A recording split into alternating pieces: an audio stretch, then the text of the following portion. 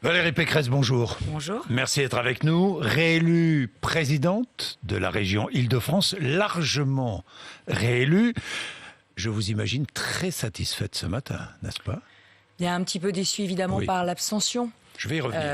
Un petit peu déçu par l'abstention qui montre quand même qu'une bonne partie de nos concitoyens n'ont pas compris à quel point les régions étaient utiles et à quel point ce scrutin était important. Mais c'est vrai que la victoire a été belle parce que finalement nous nous sommes battus en Île-de-France contre 3 fronts. L'extrême droite, d'abord, que nous avons fait baisser dès le premier tour par notre fermeté et puis par notre implication dans les territoires ruraux. La République en marche, puisque le gouvernement avait décidé de nous envoyer pas moins de 5 ministres contre nous.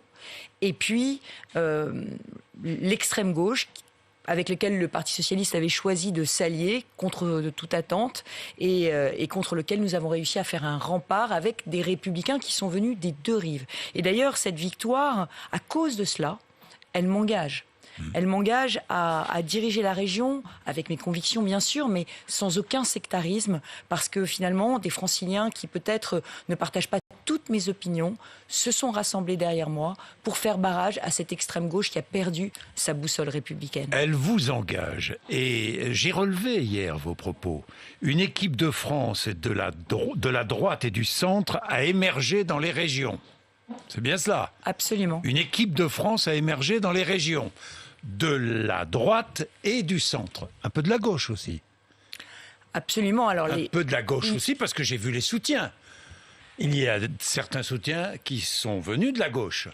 Valérie Pécresse. Au plan régional, je crois qu'il y a eu une vraie mobilisation contre l'arrivée d'une majorité composite avec des Verts qui, c'est pas moi qui le dis, c'est Madame Hidalgo, ont un problème de rapport à la République. Et puis, surtout, l'arrivée de Monsieur Mélenchon. Monsieur Mélenchon et toute son équipe, dont on sait que malheureusement, ils soutiennent les réunions racisées, qu'ils manifestent aux côtés du CCIF, une association qui a été dissoute après l'assassinat de Samuel Paty. Donc, il y a eu un vrai sursaut des républicains sincères, d'où qu'ils viennent, de gauche comme de droite, pour dire non à cette alliance baroque. Bon, vous êtes satisfaite aussi parce que vous avez gagné à Paris, ce qui est historiquement remarqué. Mais Valérie Pécresse, vous venez de dire « cette élection m'engage ». Elle vous engage à quoi? À bien diriger la région. Elle vous engage à diriger cette région sans esprit sectaire. Elle vous engage aussi au niveau national, Valérie Pécresse. Alors d'abord, ma priorité, ça va être de mettre en œuvre très rapidement les engagements de mon mandat, mes promesses de campagne. Pourquoi? Parce que c'est la clé d'un mandat réussi. Maintenant, j'en suis à mon 2e mandat, j'ai un peu d'expérience. Il faut faire très vite, tout de suite, lancer tout de suite un nouvel élan. Pour plus de sécurité, on va doubler les brigades régionales de sécurité, par exemple, dans les lycées. On va commencer à recruter 1000 agents de plus dans les transports. Pour la santé et la solidarité, on va créer une mutuelle régionale de santé. On va mettre les repas de cantine à 50 centimes pour les familles les plus défavorisées. Et puis pour l'écologie concrète, puisque là aussi c'est une satisfaction. Grâce à nos résultats en matière écologique, je crois que nous avons réussi à montrer que l'écologie n'était pas le monopole d'un camp ou d'un clan. Et que surtout, il y avait une autre écologie que l'écologie punitive. Donc nous allons, dès le mois de juillet, proposer une prime pour remplacer les véhicules polluants en Île-de-France, puisque vous savez que maintenant, il y a une zone de faible émission qui a été mise en place, jusqu'à 6 000 € en fonction des revenus des familles. Jusqu'à 6 000 € pour remplacer un véhicule trop polluant. Trop polluant pour tous ceux qui habitent ou qui travaillent dans la zone de faible émission qui a été mise en place au 1er juin par la mairie de Paris, métropole. Les fameuses ZFE. Grande Paris, oui. Bon, Valérie Pécresse, cette élection vous engage, vous l'avez dit. À droite, plusieurs succès, vous les avez remarqués, comme moi, Xavier Bertrand, Laurent Wauquiez et d'autres. Cette élection vous engage. Vous avez écouté le discours de Xavier Bertrand hier soir, j'imagine, celui de Laurent Wauquiez aussi. Vous voilà tous présidentiables. Tous, Xavier Bertrand, Laurent Wauquiez, vous. Et puis il y a d'autres candidats. LR, Bruno Retailleau, Michel Barnier, David Lisnard. Alors, comment allez-vous faire? D'abord, ce que je crois, c'est que cette élection régionale, elle a desserré l'étau. Oui. Dans lequel le gouvernement essayait désespérément de nous enfermer, les taux du duel Macron-Le Pen. Je rappelle que 80% des Français, quand on les interroge, disent qu'ils ne veulent pas de ce duel Macron-Le Pen à la présidentielle. Alors oui, avec ces élections régionales, on a desserré cet étau et oui, on a fait émerger une très belle équipe de France, notamment dans les régions, pour la droite et le centre. Il faut un capitaine. Une très belle équipe de France, mais pas un homme providentiel aujourd'hui. Puisque finalement, les victoires, si elles sont différentes, ont toutes été faites dans des contextes extrêmement difficiles. Vous dites pas un homme providentiel. J'ai écouté Xavier Bertrand hier, vous aussi. Il a parlé de République des territoires. Il a beaucoup parlé de la présidentielle, beaucoup plus que des régionales. Est-ce qu'il a enjambé une éventuelle primaire ? Aujourd'hui, je crois qu'on ne peut plus jouer solo. Notre responsabilité à tous... Il joue solo ? Non. Est-ce qu'il joue solo ? J'ai pas dit ça, j'ai dit on ne peut pas. Enfin, vous le pensez peut-être. Non, j'ai dit on ne peut pas. Je vais pas faire des procès d'intention à mes camarades, puisque notre responsabilité, c'est de nous réunir. Notre responsabilité, c'est de jouer collectif, c'est de faire émerger la troisième force. Cette troisième force, elle n'est pas cantonnée dans un parti, puisqu'il y a d'un côté les Républicains, mais il y a la Manufacture, il y a Libre, il y a les centristes d'Hervé Morin, il y a les UDI. Je crois qu'il faut que, comme Jacques Chirac l'avait fait en 2001, Jacques Chirac, il avait eu, j'étais à l'époque sa conseillère, vous vous en souvenez, à l'époque, en 2001, il s'était dit, il y a des talents chez les libéraux.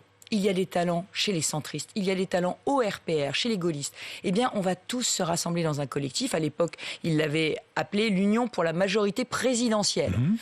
Présidentielle, ça voulait dire pour 2022. C'était un collectif pour 2022. Et cette union, je vous dis, j'en étais la cheville ouvrière, puisque à l'époque, je travaillais pour Jérôme Monod à l'Élysée.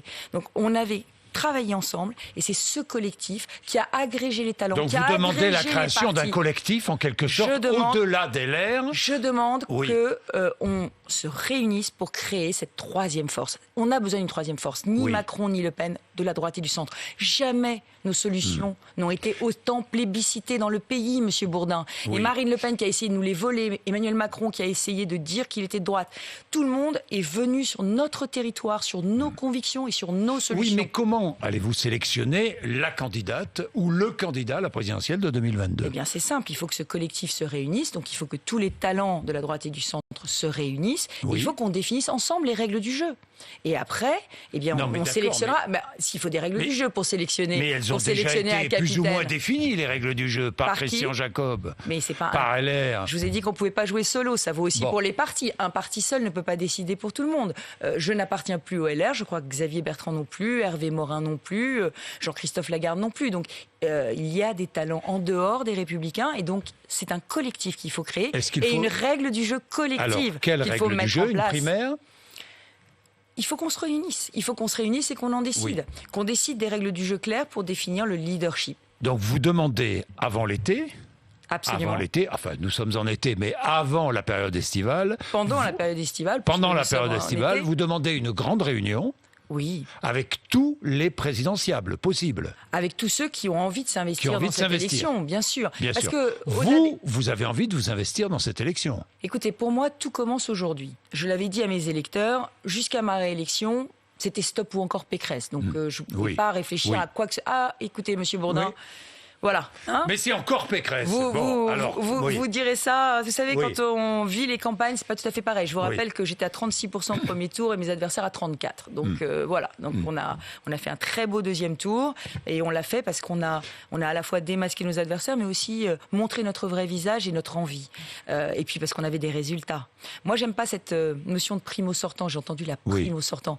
C'est la prime au boulot fait, la prime au job réussi, quand même. Mais si on n'avait pas été tout commence aujourd'hui, donc. Oui, tout commence aujourd'hui. Qu'est-ce qui commence aujourd'hui ? Moi, j'ai 2 priorités immédiates, je vous l'ai dit. La première, appliquer mon programme sans délai. La deuxième, participer à la construction de ce collectif. J'y prendrai toute ma part. On doit se rassembler. On n'a pas le droit à l'erreur. Et puis ensuite, la question plus intime, que vous me posez. Voilà, je sens que vous allez me la poser. Je vais voir comment. Non, mais la question plus intime, c'est effectivement, je vais réfléchir à la suite pendant l'été. C'est-à-dire que vous direz à la fin de l'été si vous êtes candidate à la présidentielle ou pas ? Absolument. À la fin de l'été. Je vais y réfléchir pendant l'été. Je vais consulter, je vais réfléchir et je vais consulter. Je vais voir. Consulter qui et réfléchir à quoi? D'abord, j'ai des convictions à défendre. Et des idées à défendre, et une sensibilité à défendre. Parce que ma sensibilité de présidente de l'Île-de-France n'est pas tout à fait la même que celle d'un certain nombre de mes camarades sur la question du choc de l'autorité, parce que je suis dans la région la plus criminogène de France. La question du plan banlieue, parce que je le réclame à corps et à cri depuis des années, et qu'il n'y aura pas d'intégration réussie. Il n'y aura pas de fierté française retrouvée si on ne fait pas un vrai plan banlieue. La question de l'écologie, qui à droite est un impensé. L'écologie est un impensé à droite. Nous avons défini un corpus idéologique de l'écologie positive avec Yann Verling, avec un certain nombre d'écologistes qui m'ont rejoint pour cette élection. Donc, oui, j'ai un certain nombre de valeurs à défendre. L'égalité femmes-hommes en fait évidemment partie. Alors justement, une femme présidente de la République, est-ce que la France est prête ? Moi, je crois que c'est un moment historique qui peut être vécu en 2022 ? Je crois que les Français sont beaucoup plus prêts que les partis politiques, si c'est ça la question que vous posez. Moi, je le sais parce que, d'abord, une femme, Ségolène Royal, avait déjà fait un très beau parcours il y a quelques années. Et je pense qu'elle aurait pu, si elle n'avait pas été opposée à un autre très bon candidat, Nicolas Sarkozy, elle aurait pu l'emporter. Donc, je ne crois pas que les Français soient hostiles. Au contraire, je pense qu'ils voient dans les femmes, y compris à l'étranger, quand on regarde une Angela Merkel, ils voient une forme de pragmatisme, justement, une absence de sectarisme. Mais c'est un atout pour vous face à Xavier Bertrand, par exemple, ou à Laurent Wauquiez, c'est un atout? C'est surtout un atout, je pense, face à Marine Le Pen, qui joue beaucoup de sa féminité pour dire voter pour une femme, alors que personnellement, je la vois comme un adversaire politique et certainement pas en raison de son sexe. Est-ce que vous pourriez... Je sais pas, j'entends souvent Valérie Pécresse... c'est très bien, c'est très sérieux, mais est-elle assez déterminée? Est-elle assez tueuse pour être candidate à la présidence de la République et pour devenir présidente de la République? Vous savez qu'en politique, il faut vraiment le vouloir. Vous le voulez? Vous le voulez? Allez poser la question à Julien Bayou, Audrey Pulvar et Clémentine Autain, puis vous leur demanderez s'ils pensent que je suis suffisamment déterminée et si je suis suffisamment combative. Tueuse en politique, je dis le mot. Moi, je suis une affectueuse. Vous êtes une affectueuse, oui. Pas une tueuse. Oui. Mais malgré tout, je sais me battre. C'est-à-dire que vous êtes déterminée, là. En tout cas, je suis déterminée à ce qu'on incarne cette troisième force. On ne peut pas avoir les idées de la droite qui sont majoritaires dans le pays, un besoin de choc d'autorité dans le pays qui est massif, un besoin de remettre le pays à plat, mais aussi un État en quasi-faillite avec 200 milliards de dettes et se dire qu'on va continuer comme ça. Le bilan d'Emmanuel Macron, c'est un bilan aujourd'hui sans résultat. Donc le président de la République incarne la fonction, il a géré la crise, très bien, mais maintenant il faut un deuxième souffle au pays et il faut mettre sur... Et après la vie d'être singulière. On a les États-Unis, la Chine qui sont en puissance. On ne peut pas laisser la France dans laquelle elle est. Valérie Pécresse, Marine Le Pen, Emmanuel Macron, tout le monde dit ce matin, peut-être un peu vite, c'est fini. Nous n'aurons pas ce duel à la présidentielle. Vous en êtes persuadé, franchement? Ah non, rien n'est écrit. Avec une abstention telle... Regardez, je regardais les chiffres, 79% des 18-34 ans qui ne sont pas allés voter. Absolument. Non mais... Pardon de le dire, mais cette abstention, elle vient à la fois du rejet de la politique, elle vient aussi... Du rejet des élus aussi, non? Oui, je ne suis pas si certaine que ça, parce que à quoi le rejet des élus de voter? Oui, mais le rejet des élus, il s'exprime en général dans un vote protestataire. Et moi, je n'ai pas ressenti dans cette campagne un rejet sur le terrain. C'est-à-dire que quand je me suis déplacée, j'ai eu des campagnes dans lesquelles il y avait du rejet des élus. Ce n'est pas le rejet des élus, c'est le rejet de la politique. On ne sait plus à quoi la politique sert aujourd'hui, parce que le gouvernement... Il y a aussi une bonne part de responsabilité. Personne n'a expliqué à quoi servaient les régions, les départements. Les élus régionaux aussi, pardon, tous les élus. Je ne veux pas défendre le gouvernement. Oui, mais enfin, en mettant les élections le 27 juin, alors que tout le monde ne rêvait que de partir en vacances, en réussissant, parce que l'État a quand même réussi un petit exploit dans cette campagne électorale dont on n'a pas parlé. On n'a pas distribué les bulletins de vote et les professions de foi. Parce que l'État a fait appel à un prestataire privé qui a réussi à pas distribuer les professions de foi et les bulletins de vote. C'est à peu près la seule propagande électorale qui arrive dans les boîtes aux lettres. Et elle n'a pas été distribuée. Donc vous vous rendez compte, comment voulez-vous après que l'État nous explique qu'il faudrait plus de participation? J'ajoute que le président de la République, commençant un tour de France, en pleine élection régionale, parlant que de 2022, en pleine élection régionale, ça n'encourageait pas à la participation. Il a voulu esquiver cette élection. Il a voulu qu'il n'y ait personne qui aille voter. Il a eu ce qu'il a cherché. Alors, tout commence ce matin pour vous. Est-ce que ce matin, vous faites un pas de plus vers la présidentielle ? Parce que je dis, je vous l'ai dit, je le répète. Un pas de plus vers la présidentielle ? Priorité absolue. Oui. Mon programme, tout de suite. Le collectif à bâtir, parce que ça, il faut qu'on se réunisse. On ne peut pas rester éparpillé façon puzzle. Ça n'est pas possible. La droite, mais c'est pas... Mais qui décidera alors ? Qui décidera du candidat ou de la candidate? Mais nous, en collectif. Règle du jeu. On définira la règle du jeu pour se départager, le mode de départage. Et ensuite, il faudra qu'on se plie à ce mode de départage. Vous faites un pas de plus ce matin? Aujourd'hui, je dis que je vais réfléchir cet été, effectivement, pour la suite. Un pas de plus. Bien. Le Covid-19, de nombreux médecins nous alertent. Attention avec le variant Delta, le variant indien. Seule la vaccination 2 doses protège à 96% selon les dernières données britanniques. Alors, que faire, Valérie Pécresse? Si l'on veut maîtriser cette nouvelle menace, faut-il rendre la vaccination obligatoire? Je ne sais pas, moi, pour le personnel soignant ou le personnel qui est au contact avec le public. Moi, je veux éviter la vaccination obligatoire. Oui. Mais ce que je vois, c'est que... Je vais vous répondre, Monsieur Bourdin. Oui. Ce que je vois, c'est qu'il y a vraiment une fracture sociale autour de la vaccination. Donc, j'ai décidé, puisque je viens d'être réélu, en lien avec l'Agence régionale de santé et les maires, que dès la mi-juillet, en Ile-de-France, nous allons organiser une vaccination itinérante dans tous les villages ruraux, notamment en Seine-et-Marne, en Essonne, dans le Val d'Oise, dans les départements qui n'ont pas de vaccinodrome à proximité. On mettra des centres de vaccination éphémères dans les villages et on invitera tout le monde à venir se faire vacciner. On doit atteindre l'immunité collective. L'immunité collective, c'est 75% de personnes vaccinées. On ne peut pas se permettre, la France ne peut pas se permettre une quatrième vague.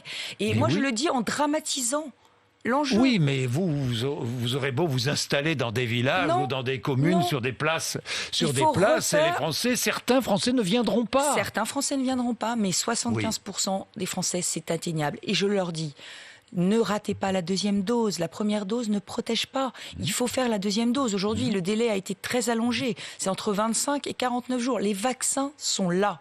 Donc, si on veut être soulagé, si on veut être tranquille, et je le dis aussi aux jeunes, parce que nous n'avons pas eu conscience, nous, peut-être, les plus adultes, les cadres, les quinquas, nous n'avons pas forcément eu conscience que les jeunes qui ont 20 ans, qui ont 30 ans aujourd'hui, s'ils ne développent pas des formes graves, quand ils ne sont pas vaccinés, ils sont contagieux. Donc, il faut aussi qu'on convainque les jeunes d'aller se faire vacciner, alors même qu'ils savent qu'ils ne développeront pas de formes graves de la maladie. Autre solution pour inciter à la vaccination, plus de tests gratuits pour les non-vaccinés.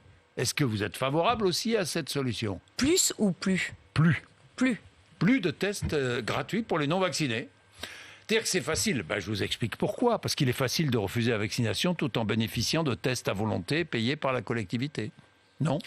De toutes les façons, il va falloir qu'on envisage des solutions. Je dis ça parce que certains disent moi je me fais tester, pas besoin d'être vacciné. Comprenez ? Alors c'est un comprenez ce que je veux dire ? Oui, je comprends très bien ce que vous voulez dire. J'avais pas du tout pensé à ça. Mais ce qui est vrai, c'est que l'un des grands arguments pour vacciner les jeunes, c'est aujourd'hui de leur dire, pour retourner au spectacle, pour retourner dans des festivals, pour voyager à l'étranger, pour sortir de chez vous, on va vous demander un passeport sanitaire. Donc effectivement, faites-vous vacciner. Quand vous serez vacciné, vous pourrez aller partout. Vous pourrez refaire la fête. Un passeport sanitaire, un vaccin ou un test PCR. J'entends bien. Écoutez, je vais en parler avec les autorités sanitaires. Qu'est-ce que vous en pensez ? Je vais en parler avec les autorités sanitaires. Mais c'est vrai qu'à un moment donné, il faudra inciter plus fermement à la vaccination. Mais il faut aussi informer. Moi, je le reconnais, je n'avais pas conscience à quel point la vaccination des jeunes était importante. Et j'ai pris cette conscience-là en dialoguant avec les autorités sanitaires il y a quelques semaines, quand ils ont commencé à me dire que le variant Delta allait devenir majoritaire et qu'on risquait un 4e confinement. Profitons de l'été, ne laissons pas passer cette chance. On est au calme, on est tranquille, on se fait vacciner pour la rentrée. Moi, c'est le message que je passe à toutes les familles qui nous écoutent. Merci Valérie Pécresse d'être venue nous voir ce matin sur RMC BFM TV, 8h53.